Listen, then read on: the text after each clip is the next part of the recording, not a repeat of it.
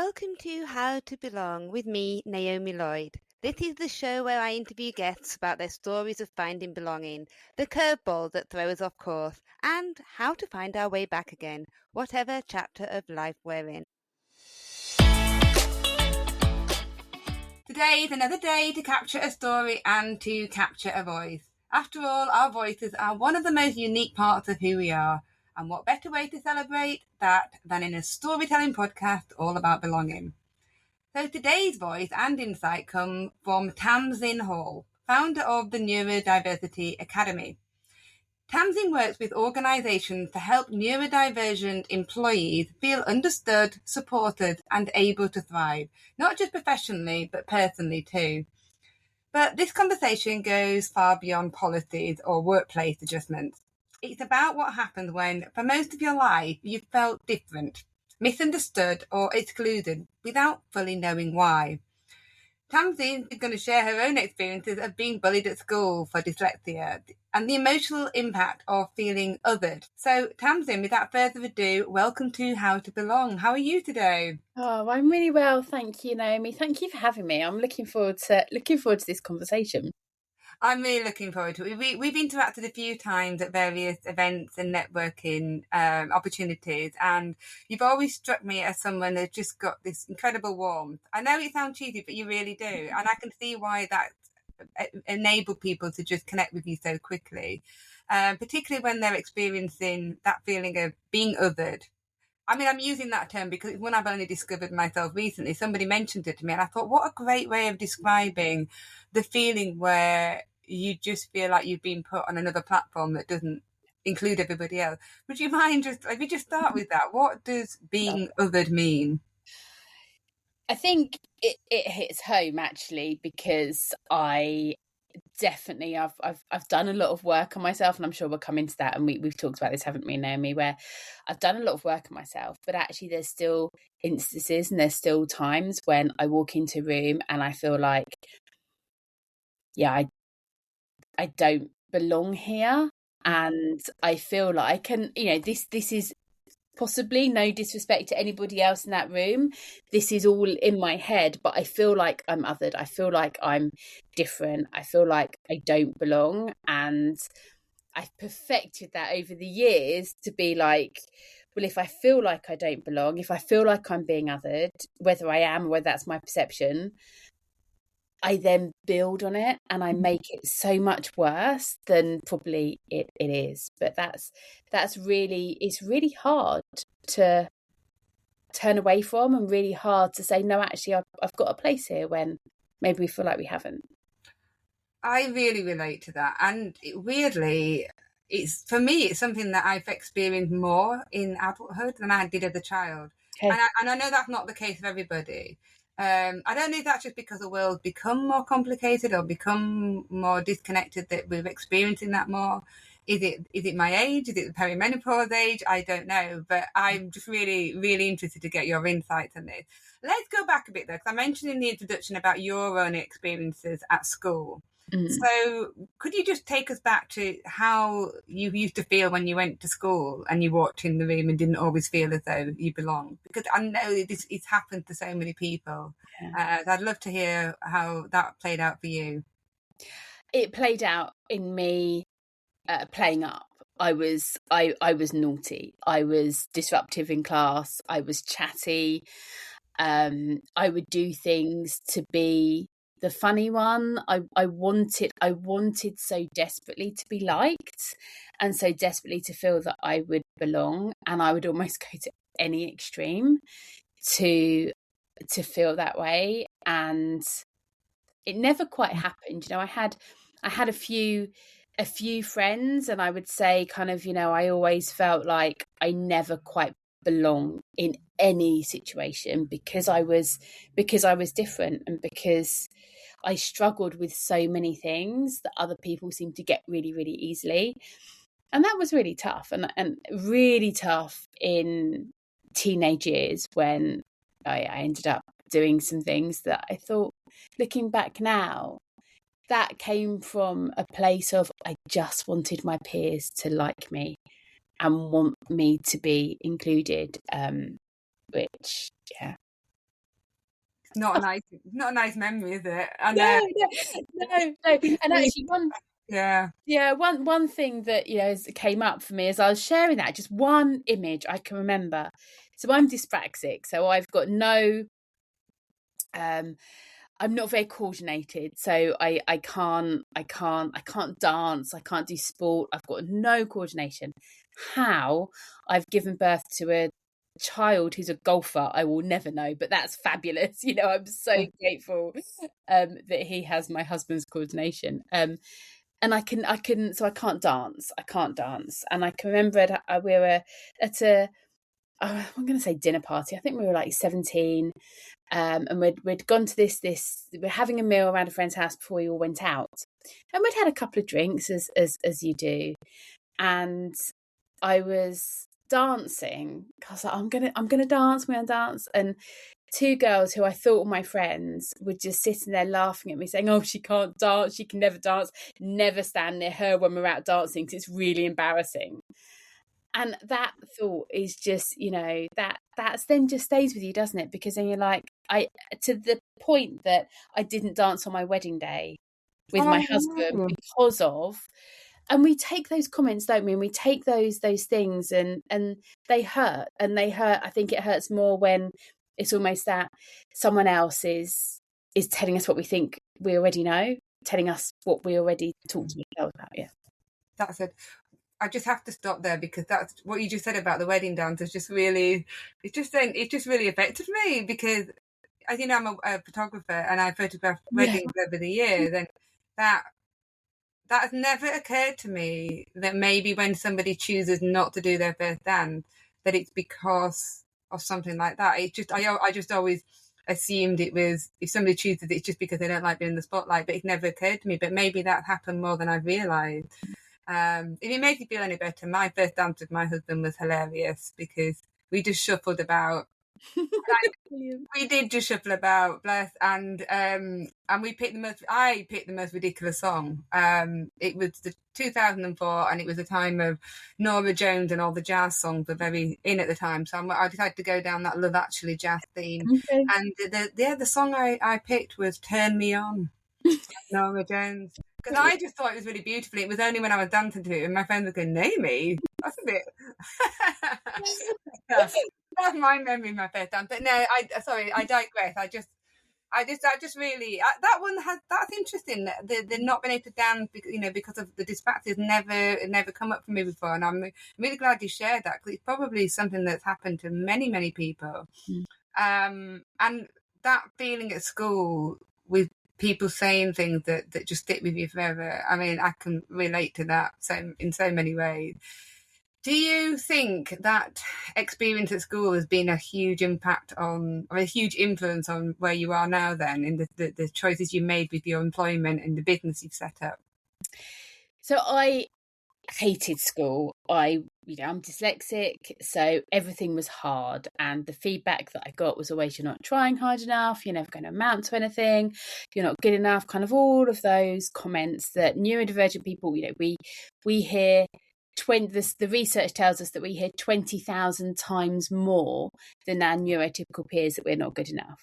So putting that into context, I was told by my teachers, you're not good enough, Tamzin. You're never going to amount to anything. You're incapable. You're thick in the 80s. You're stupid and all of that. And I heard that 20,000 times more than my best friend.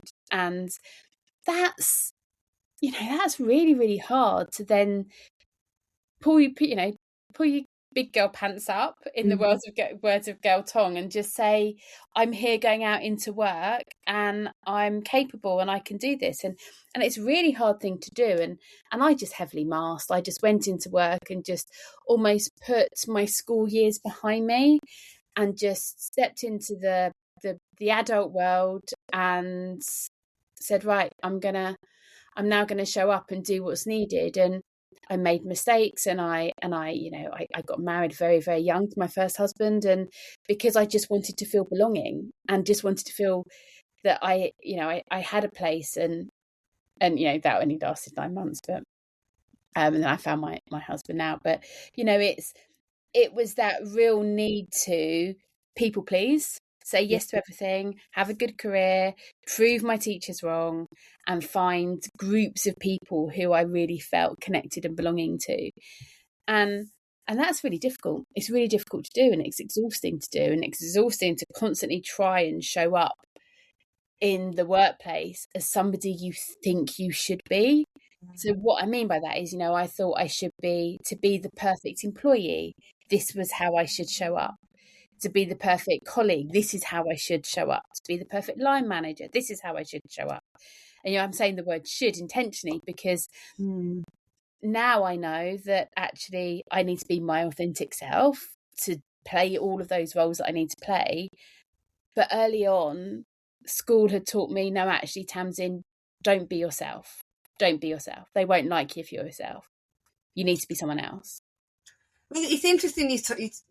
My mind's racing here with so many things because when I think about school, it's such a structured system, and there's a whole setup of how you're meant to fit in. You have to follow these certain mannerisms, guides, ways of being and interacting, and then I think as children, most people fall in line, but of course there's plenty of children that just can't, and it's incredibly exhausting, as you say. But then you then take that into the workplace. I was talking to a friend about this recently, and I'm really interested in how your experiences when you're talking to your clients about in the office environment. Because a friend was saying that when she was employed in quite a small office, the first thing they said was, "We'd love to have you here. We think you'd really fit in well with the team." And I just thought, at first I thought, how lovely is that? You've been chosen to fit in. And I didn't really click the word fit in. And it was only later when things further down the line just went wrong, because however she was, it just didn't work.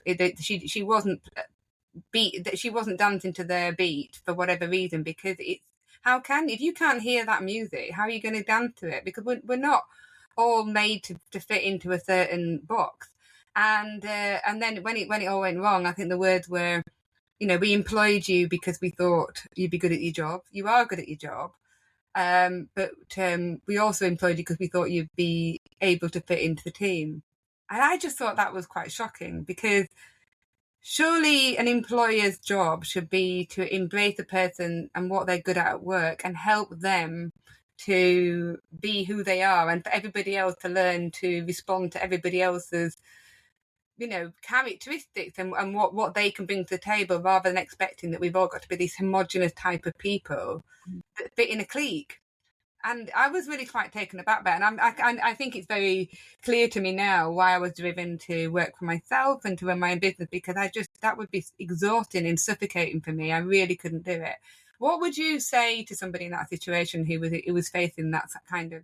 Am I overdoing it? Is it normal for an employee to say that? I don't know. So I'm going to take it back a step, and if I digress, bring me back. We as human beings are conditioned to warm to people who are like us. So there's a reason why throughout my career I attracted people who were neurodivergent, who were different, because I would make them feel like, actually, you belong with me. You have a place at my table. Come and there's a reason why, because we're different together. And so in the recruitment process, it's so common for people, and this is a subconscious thing. It's not necessarily a conscious thing. We can do work to make it a conscious thing, but subconsciously we warm to people who are like us. Yeah. So we want people who fit what we do and fit, we can see all sitting around a table for a meal out, all getting on because we're all the same. And so in an interview process, when we have that first, hi, how are you, walking from reception to interview room, that conversation impacts that subconscious, say, yeah, I like this person. They're going to fit in, they're like me. But we know, and I do a lot of work on this around what we call cultural capabilities, so making sure that a team is culturally capable. But we know that the more diverse the team, with different traits, different personality types, different behavioural types, different neurotypes, different people, the more diverse the team, the more successful that team is going to be. Right. Because they will challenge the norm. They will challenge your way of thinking. And that's what makes teams absolutely fabulous and thrive and be successful. But if we want people that are the same as us, well, the team's just going to be stagnant. The team isn't going to move forward and not going to be, the more diverse a team, better it is. But for hiring managers, they want people that fit this mold. The number of times I've been told, Tamzin, square peg, round hole, I can't quite fit you in. I'm like, you just need to make a Tamzin size hole, because I'm not going to fit into anything. But we can fit together in a way that really aligns and really works. And so I think that's it's a very common, you don't fit, but actually it's a very, very narrow-minded perception. And all we need to do is just help people to see that actually cultural differences, and if we can put people around the table who are different, that's what's going to be really, really successful. But to be on the receiving end of that is horrible. Yeah. It's horrible to hear. How does that, Tamzin, you're, square peg, round hole, you're never going to fit. Well, for somebody that felt like I didn't fit at school, how does that then make me feel by you saying I'm never going to fit? Yeah. It's then just reinforcing my beliefs that I'm not good enough and no one's going to like me. I think it's incredibly crushing to be in an environment where you don't know how to fit in, but you've been told you need to fit in. But I mean, I'm trying to imagine a scenario like that. I am who I am, and I'm sure if I walked into a room and I saw everybody wearing a certain type of clothing, my subconscious eventually would lead me towards thinking, well, I need to get some of those dungarees, or I need to get some of those, whatever it may be. Because we, like you say, we have a sheep mentality, because it's going to help follow the herd. But if it was not just about clothing, but about, I have experienced this. You might notice, living in Portsmouth, I've got quite a strong Yorkshire accent. And most of the time people sort of quite warm to that. But I've experienced it where it just seemed to be a consistent othering all the time. And I generally don't mind it, 'cause I'm very proud of being from Yorkshire, but I can imagine if that was being compounded by lots of other different things. Eventually you just feel like, well, I'm absolutely exhausted. I don't know how to belong here. And you know what I keep thinking of when we're having this conversation?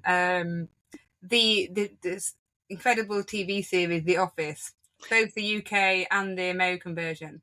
I mean, I've watched it over and over again, and I think the reason why people are so enchanted by it is because it's come from real stories. I mean, as funny as it is, it's actually really awful what happened to people. What do you think about the sort of characters that go into the office? Because in reality, we laugh about it, but I mean, absolute hell on earth walking into a room like that all the time. Yeah. And I'll be very honest, I haven't watched The Office for years and years. And I think probably the reason why I haven't done is because it hit home.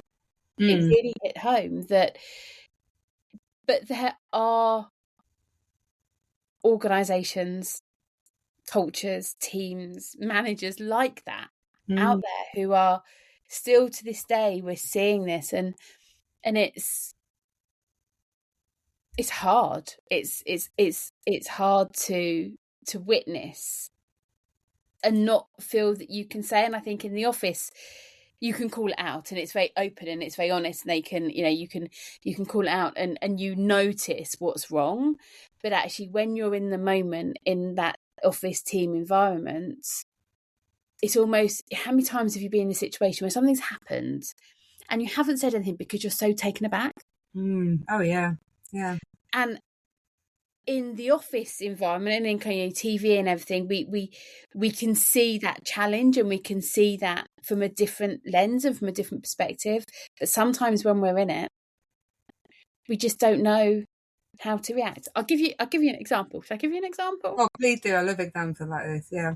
So, and this might not be a very relevant example, but it was something that came up, and I thought it'd be good to share. So, at the beginning of this year, and I'm just going to be very careful to kind of change it so that nobody knows what I'm talking about here. But beginning of this year, I decided I want to sit around different tables, and I want to sit around bigger rooms, bigger tables, and really help people to understand neuro-inclusion and where we're going wrong. So I decided to go to a couple of different cities to sit round tables and to be part of that conversation. And I was at one, and I walked in. I was really, really confident, and I felt like, yeah, I'm here. I've got, I've got a voice. I've got a place. Totally out of my comfort zone, but I'm going to do it. And I was the only white female in the room. And I got a snapshot of what it felt like in that moment to be visibly, because visibly the only one. I that internal narrative that I tell myself that I'm different, that's internal. Nobody sees that. But I got a snapshot of what it felt like. And then I got called out on something. And I just made a comment. We were going around the round table and someone had asked a question, and I came up with what I thought was a very good option.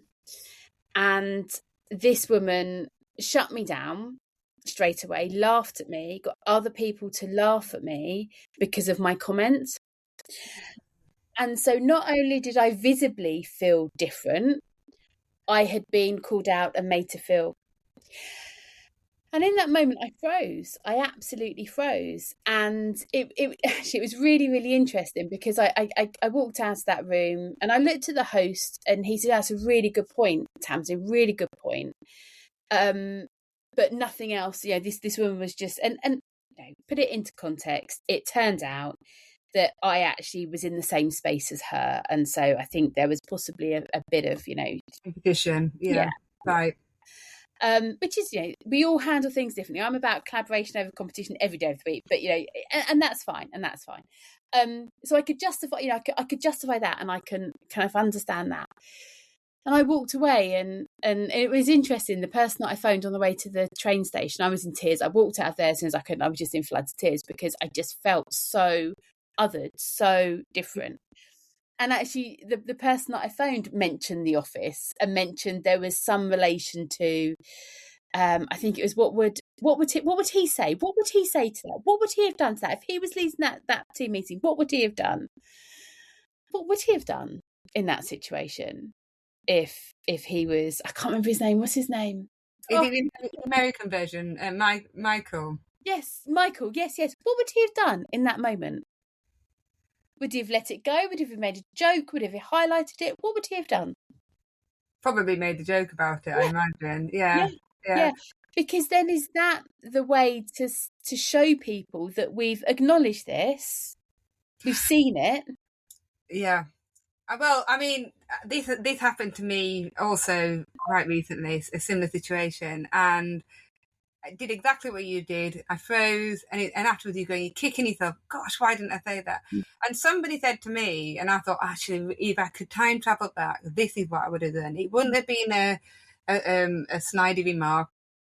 I don't want to feed back that same evil energy almost. Like, I'm going to try and call you out. But what I would want to do, if I could have go back, is say, can you just repeat that, please? Because if you get somebody to repeat it, it makes that nasty comment, or even that sort of barbed comment, just really sort of come into the spotlight, and then that person is shown, maybe also hears themselves what they've said. And so, if I could time travel back to that, and I do, I'm like you, I really relate to you. I take everything about 1,000 times, more personally, and think about all these things over and over again, and wish I could go back and change what I said. And I think that's partly why I set up this podcast, because it was more recent experiences, and actually temporarily working in an office that made me realise just what people are going through, and that I hadn't realised for so many years, because I was working for myself, and my experience of working in an office wasn't necessarily the most positive one. And I'm sure that's not the case for many people. But it is the case for many as well. And on top of going through a lot of grief, the two things kind of combined together to just make me really go into quite a dark place. And if anything, my photography and my camera and being out with lovely people have saved me from that. But not everybody has that backup. And that's really why I'm loving this conversation with you, Tamzin, because you're out there trying to help people, and trying to help employers as well, because so we've been talking a lot about from the employees' perspective, but there are lots of small businesses, and we need these billion small businesses out there, but they're not necessarily always HR trained, and they're not necessarily got the experience of being a manager. So how would you help in a situation like that? Go back to my friend, my example, where that manager had been a bit too upfront about wanting them to fit in and then saying that you don't fit in. What if that situation was brought to you? I don't know whether would it be the employer that came to you, or would it be the employee? What would you do in that situation? Try and help everybody. So it could be both, if I'm honest. And I'll give you my ideal scenario and how we can move forward with that and make sure it doesn't happen again. Because, I think it's having that HR, the hiring team, manager, realising there's a pattern going on here. I'm saying this too often. I'm having to exit people and, kind of move people along who they don't fit. And so it's if ideally a company has looked at their exit interviews and there's a pattern, and then they stop and think, okay, we need to change this. So we would help the hiring manager to start with, the leader, the recruitment team, to really understand where their hiring challenges are, where their hiring is positive, but really looking at those biases, those decisions they're making subconsciously without even thinking about it, looking at helping them to understand what a culturally capable team will bring and how we make that impact about creating that environment where we have diverse ways of thinking, we are accommodating, and a lot of people go, oh, I am accommodating, yeah, but actually when we really drill down, that subconscious bias comes in at every single stage in that interview process. So helping people to kind of break that down and to really understand what a diverse team looks like and how it can support. So that's one thing I would do. The other thing is helping the manager to understand that people don't need to fit into a box. Yes. I saw a really great thing the other day. It said, we're not eggs. We don't need to fit into a box. Yeah, true. We're not eggs. We're all so different, and helping people to actually realise and understand that, and to understand how to get the best out of people, but also how to get the best out of our teams as well. So helping the manager with that, because the manager made that comment because that's what they believe. And that's the experience they've had. And I'd love to explore what else, kind of what's led them to that belief, what's happened in the past that they think they have to have a team that fits and gels 100% perfectly. What is that? What's going on? And kind of really unpicking that, and then helping build the team where actually the team embraces difference, embraces all of us, understands all of us, and can work together with all of these great brains working and being put and challenging each other in the right way. So that's the other thing. But also helping the employee, because it's not okay to hear things like that. They're classed as microaggressions. We're seeing microaggressions coming through everywhere, and it's horrible to be on the receiving end of. And so working with that individual to help them understand they're absolutely perfect the way they are. They don't need to change. They don't need to have to try and fit into anything else. There's a team, there's an environment, there's a company, there's a job out there that is for them. And don't try and fit into that mold just because people are telling you to. Be like me. We'll just create a Tamzin shaped hole and then it'll work. That's fine. Be like that. And that, as you said, Naomi, that comes with years of practice, doesn't it? To be able to show up and be able to walk into him and say, actually, this is me, this is who I am, take me or leave me. I think that comes with, definitely for me, it comes with age and experience. Yeah. I love the idea of you going into that company or any company like that, and the ideal situation, it actually does help, and I'm sure it would do if people were open to it. So brilliant that you're doing that and people are open to it, clearly. And I'll definitely put in show notes at the bottom so people can link up with you. But I'd like to just touch on being a parent as well, because you talked about your experience of being bullied at school and feeling so othered. We're both parents, we've both got boys, and boys are fun, aren't they? But they don't always beat to the same drum, and they're lively. And I've got two very, very different boys, like chalk and cheese, look similar but chalk and cheese, and they've experienced the education system in a very different way. One just seemed to breathe through it a lot more than the other. From your experience, carrying what you carry, how was it you then experiencing being a mum and watching your son go through things as well? So I definitely took a lot of my negative experiences in school into parenting a child through education, definitely. And I was very vocal about, I want the experience to be very, very different for Kobe. And in hindsight, I probably brought too much of my experience into, but we do what we do because we think that's the right thing to do at the time. And then if we take into account everything that I do in terms of the Neurodiversity Academy and the people, my clients that I work with, and then take into account the fact that I am suicide first aid trained, I hear so much.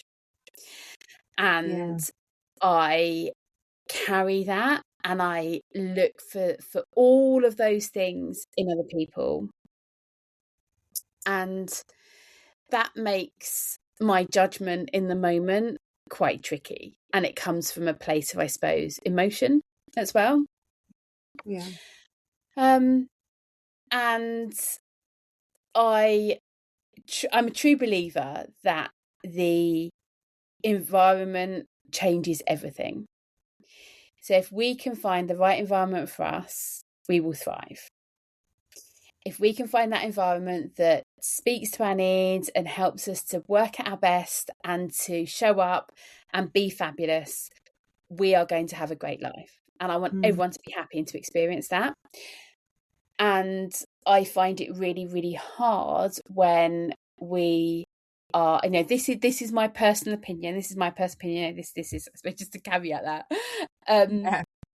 I find it really hard when we're saying to our children, you have to all dress the same way, all pile into school for a certain time, to sit at a desk and to just listen. Don't have an opinion. Don't smile. Don't chat. Don't challenge. Just listen. Do what you're told. Sit there. Go and have lunch. Come back. And this is what you have to do. And if you do anything outside of that, you're going to get into trouble for having a personality, for having a, quite dramatic, but and so I do think for some people that works, but for other people it really, really doesn't. Yeah. And so we experience, so as a family, we experienced a fabulous primary school, absolutely fabulous primary school, absolutely brilliant school. And then we had two quite challenging experiences where it just wasn't working. And we moved Kobe Easter of year 8 from one school to another, and then we moved him February of year 10 from another one.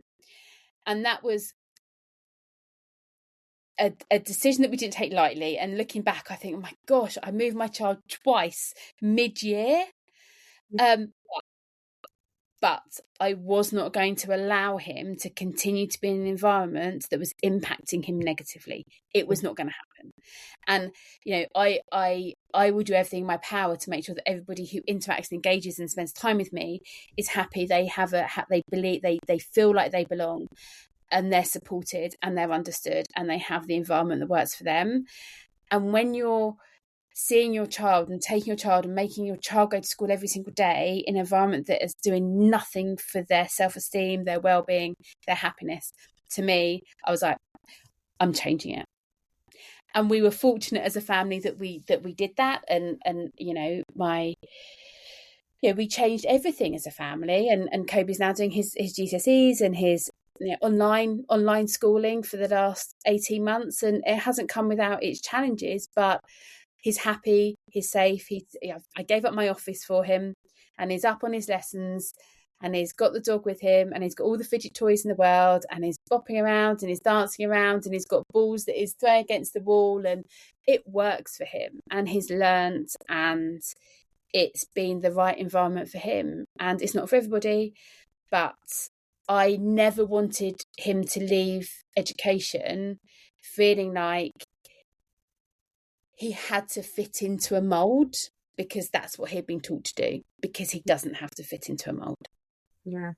Well, I'm silently applauding you. I think he would. I can know how hard that decision would be. We had to do similar things for our eldest, and it felt, even then, it felt like, you know, we were stepping out of the norm to do it, and it's challenging and it's scary. But you know, as a parent, when the environment isn't right, and it's about teaching your child as well that it is okay if the environment is not right. You know, you have to find a way forward that's going to suit you, and you know, if you don't like it, change it if you can. And I think that's showing a good example, as hard as it is for going to bed at night thinking, what have I done, you know, how is that being perceived? Was it the right thing to do? It's hard, isn't it? It's hard because we're adults ourselves, still trying to work out the world and to be who we are and stand firm with that, and also parent our children as well and do that. It's incredibly hard. Oh gosh, so much there. So what do you feel about belonging now? It's for you, Tamzin, but also for you when you're trying to help other people. What does, if you can try and summarise it, I know I'm putting you on the spot, what does belonging mean to you? Being able to walk into a room and show up and be with people where we can be our true, authentic selves. And no matter how we behave, react, whatever we, obviously, as long as we're not hurting ourselves or other people, that we're accepted.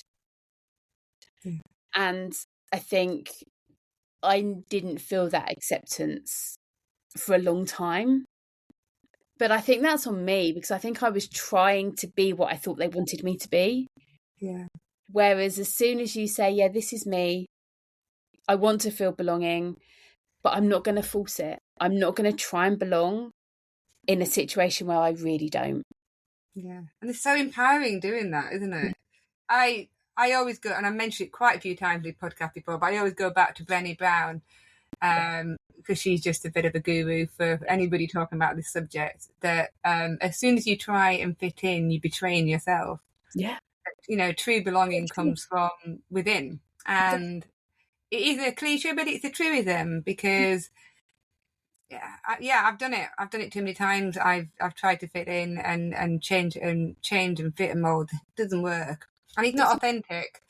And as soon as that, one thing I've noticed in the last year, that as more and more I've been trying to put that into practice, that my photography business has just felt so much more authentic as well. And I've just, you know, you attract people that, not necessarily that are like you, because that's not what we're saying, but people that have they can trust you because it's coming across as authentic.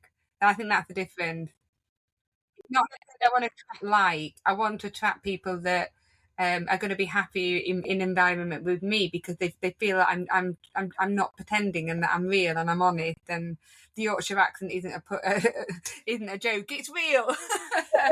You know, I know we're like, we're seen as right honest northerners, but you know, I want to be that. I want to be who I am, and if people like me, then hope they'll like working with me, rather than the pretend version of me that's trying to be something else. And I'm sure you felt that in your business as well, that just absolutely. Yeah. And you know, I've and this is probably a different story for another day, but I've started businesses that I've done for the wrong reasons, and I think now with the Neurodiversity Academy, it's a core belief of mine that I just want people to feel that belonging. I want them to feel that they're accepted. We all deserve that. And so this is so authentic, and I'm so passionate about it. And I think because I am, it comes across, and then people, you know, they're like, yeah, okay, I get that. I trust in you to be able to guide me on this journey. And I think, you know, that's one of the reasons why we decided very early on to pull Kobe out when the environment wasn't right, because I don't want him to go through 45 years that I've gone through to try and be and fit in, when actually if I'd have known when I was 16 that I just be me and I'm not going to fit into a mold, how different might my life have been. And I think our young people need to know that you can be your authentic self as long as you're not hurting yourself or other people. You can be your true authentic self, and that's what's important. And also, I mean, maybe this is unpopular, that the people pleasing thing is something that I picked up as well, because I think that's natural, that, you know, you grow up people pleasing because you want to fit in. But would you agree that once you start accepting that not everybody will like you, not everybody will get you, and that's okay? Yeah. That might be a bit too harsh, but I've heard that a few times, and I thought, well, maybe that is a better way to understand life, that you're not going to be everybody's cup of tea, and that's okay. And I think it's remembering that. So often I challenge my clients. So it's very common that neurodivergent people we say yes a lot. We say yes a lot. We take too much on. We are people pleasers. And I challenge my clients with, especially one springs to mind where she was taking on so much that she ended up working till 10, 11 o'clock every single night. And I'd say to her, you know, what's happening? Talk me through I'm going to take that on and saying yes. And she turned around and said to me, if I'm not useful and I don't do the work, they won't like me and they won't keep me around. Yeah. And that is her core belief, that she has to be useful because otherwise they won't keep her around because of her neurodivergence and who she is and her difference. And that's not okay. That we, you know, the environment that has been created for her to feel that way, that breaks my heart. You know, we need to be doing better as employees, employers, as society. We need to be doing better with that. And you know, I'm waving the flag and beating that drum and doing everything that I can do to help people just do better. I think it's amazing. Can you just briefly explain what the Academy is and how people can access it? Yeah. So it's we do neurodiversity training. So whether that's inclusive recruitment, hiring manager training, biases, communication, anything around kind of that neurodiversity, and then neurodiversity awareness. Also workplace needs assessment. So we're workplace needs assessors, coaching, and then also these kind of cultural capabilities and insights trained as well. So kind of that behaviour, understanding different behaviours within teams, different personalities within teams, different neurotypes in teams. So yeah, we've got e-learning, we've got workbooks, we've got a whole load of stuff online that I never talk about, and then in-person stuff as well. So yeah, it's a lot that we do, all under that neurodiversity in the workplace and behaviour in the workplace banner, I suppose. It's much needed. So thank you for doing that. And I'm very privileged to be sort of in your sphere a little bit. We interact in similar networking groups, and I always genuinely feel like a good sense of belonging when I'm around you, Tamzin. Like, you have a big smile on your face, even if it's silly o'clock in the morning. And you too. Yeah. We're the ones, aren't we, that like we're there. Hi, give me coffee. Well, thank you so much for coming on to How to Belong. I will put all your contact information in the show notes, and just to say, keep on doing what you're doing, because you are helping people. And I'll be passing this episode on to quite a few people, particularly parents. I know that will be looking for the insights that you can offer for their children going forward. All right. Thank you very much for coming on. Thank you for having me. Thank you. Thank you for listening. If you enjoyed this episode, please subscribe, rate, and leave a review. It really helps others find the show. I'll be back soon with another episode of How to Belong.